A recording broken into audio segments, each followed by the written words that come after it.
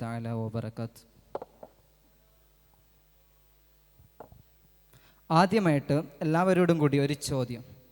ഇവിടെ ഇരിക്കുന്നവരിൽ ആരെങ്കിലും ദുഃഖവും നഷ്ടങ്ങളും സംഭവിക്കാത്തവരായി ഉണ്ടോ? എനിവൺ? ഇല്ല. അപ്പോൾ നമ്മൾ മനസ്സിലാക്കുക, നമ്മുടെ ജീവിതത്തിൽ ഉണ്ടാകുന്ന ഓരോ അനുഭവങ്ങളെയും പോലെ സാധാരണ അനുഭവം മാത്രമാണ് ദുഃഖവും നഷ്ടവും. പിന്നെ എന്തുകൊണ്ടാണ് ഈ ദുഃഖവും നഷ്ടവും മറ്റു അനുഭവങ്ങളിൽ നിന്ന് വ്യത്യസ്തമായി നമ്മുടെ ജീവൻ കവർന്നെടുക്കുന്നത്? NRCBയുടെ ഒരു പഠനമുണ്ട്. ഇന്ത്യയിൽ ആത്മഹത്യ ചെയ്യുന്ന ആളുകളിൽ ഏറ്റവും കൂടുതൽ ആളുകളുള്ളതിൽ 6ാം സ്ഥാനത്താണ് കേരളമുള്ളത്. ആത്മഹത്യ നിരക്ക് നോക്കുമ്പോൾ 3ാം സ്ഥാനവും. അതിലെ പ്രശ്നങ്ങൾ പഠിക്കുമ്പോഴാണ് നമുക്ക് മനസ്സിലാകുന്നത്, ഏറ്റവും കൂടുതൽ ആത്മഹത്യ നടക്കുന്നതിൽ 1 ഡിപ്രഷനാണ്, 2 മാനസിക ആരോഗ്യ പ്രശ്നങ്ങൾ. ഈ പ്രശ്നങ്ങളിൽ നിന്ന് ഒളിച്ചോടാൻ വേണ്ടി മരണം തിരഞ്ഞെടുക്കുന്ന കേരളത്തിലെ ജനങ്ങൾ. നമുക്ക് വിദ്യാഭ്യാസമുണ്ട്, വിവരമുണ്ട്, വിവേകമുണ്ട്, പക്ഷെ എവിടെയാണ് നമുക്ക് പാളിയത് എന്ന് ചിന്തിക്കണം. നമ്മൾ ആദ്യം മനസ്സിലാക്കേണ്ടത്, ദുഃഖവും നഷ്ടവും ഒരു സ്വാഭാവികമായി ഉണ്ടാകുന്ന വികാരമാണ് എന്ന് പഠിപ്പിക്കുന്നതിൽ നിന്ന് മാറിപ്പോയതാണ് നമ്മുടെ പ്രശ്നം. ആ പ്രശ്നങ്ങൾ വരികയും പോവുകയും ചെയ്യും. അക്ബർ ചക്രവർത്തിയുടെ ഒരു കഥയിൽ നമുക്ക് കാണാൻ കഴിയും. തൻ്റെ മന്ത്രിയോട് അക്ബർ ചക്രവർത്തി പറഞ്ഞു, സന്തോഷ സന്താപ സമയങ്ങളിൽ എനിക്ക് ആത്മസംതൃപ്തി കണ്ടെത്തുന്ന ഒരു വാക്ക് നിങ്ങൾ എനിക്ക് പറഞ്ഞു തരണം. ആ ചക്രവർത്തിയുടെ മന്ത്രി ആ ചുമരിൽ ഇങ്ങനെ എഴുതി വെച്ചു, ഈ സമയവും കടന്നു പോകും, സന്തോഷം വരും, സല്ലാപം വരും, സന്ദേഹം വരും, പക്ഷേ സമയങ്ങൾ കടന്നു പോകും. ഒരു നിമിഷവും പോലും നമ്മൾ സ്റ്റെക്കായി നിൽക്കുകയില്ല. നാളെ പുതിയൊരു ദിവസം, പുതിയൊരു ദിവസം, നമ്മൾ പുതിയ പുലരിയിൽ പുതുപ്രതീക്ഷയോടെ ഉയർത്തെഴുന്നേൽക്കുന്ന ദിവസം വരും എന്ന ഒരു പ്രതീക്ഷ എനിക്കും നിങ്ങൾക്കും ഉണ്ടാകണം. ഒന്നാമതായിട്ട് പ്രശ്നങ്ങളും പ്രതിവിധികളും വരുമ്പോൾ തളർന്നു പോവാതിരിക്കാൻ ഒന്നാമതായി നമ്മൾ ചെയ്യേണ്ട ആദ്യത്തെ ഒരു കാര്യം എന്ന് പറയുന്നത്, ദുഃഖത്തെ നമ്മൾ അംഗീകരിക്കുക. നമ്മളെ മനസ്സിലാക്കുക. നമുക്ക് ദുഃഖമുണ്ട്, നഷ്ടം സംഭവിച്ചിട്ടുണ്ട്, ആ കാരണങ്ങളെ അംഗീകരിക്കുക. ആ കാരണങ്ങളെ അംഗീകരിക്കുമ്പോഴാണ് നമ്മുടെ ദുഃഖത്തിൻ്റെ വ്യാപ്തി നമുക്ക് മനസ്സിലാക്കുക. നമ്മളെ മനസ്സിലാക്കാൻ നമുക്ക് കഴിഞ്ഞിട്ടില്ലെങ്കിൽ പിന്നെ ആർക്കാണ് കഴിയുക എന്നൊരു ബോധം വേണം.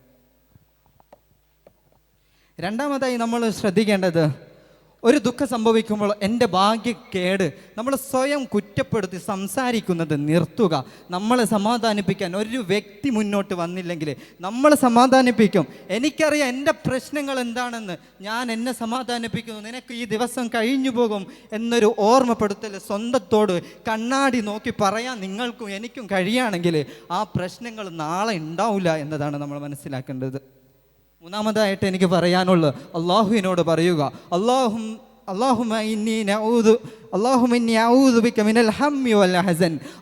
ദുഃഖത്തിൽ നിന്നും പ്രയാസത്തിൽ നിന്നും എന്നെ നീ രക്ഷിക്കണമെന്ന് കാവലിനെ ചോദിക്കുക. അള്ളാഹ് തരും. കാരണം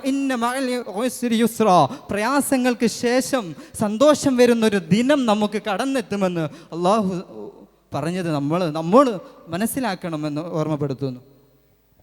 പിന്നെ എൻ്റെ വിദ്യാർത്ഥികളോട് ഒരു കാര്യം പറയാനുണ്ട്. സന്ദേഹമുണ്ടാകുമ്പോൾ നമ്മൾ തളർന്ന് മരണത്തിനെ വിളിച്ചു വരുത്തുന്ന ആളുകളുടെ കഥകൾ കേൾക്കുമ്പോൾ നമ്മൾ അവരെ പരിഹസിക്കാതിരിക്കുക.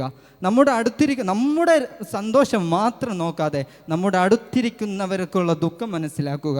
നമ്മളൊരു ആത്മഹത്യക്കുറിപ്പിനെ കുറിച്ച് വായിച്ചത് ഞാൻ ഓർക്കുകയാണ്. മരിക്കാൻ പോകുന്ന നിമിഷം 90കളിലെ അമേരിക്കയിലാണ് സംഭവം. അയാൾ ഇങ്ങനെ എഴുതി വെച്ചു, ഗോൾഡൻ ടവർ പാലത്തിൽ നിന്നും ചാടി മരിക്കുന്നതിന് മുമ്പ്, അവിടത്തേക്ക് നടന്നെത്തുന്നതിന് മുമ്പ് ഒരു വ്യക്തി എന്നോടൊന്ന് ചിരിച്ചാൽ ഞാൻ ആത്മഹത്യ ചെയ്യില്ല.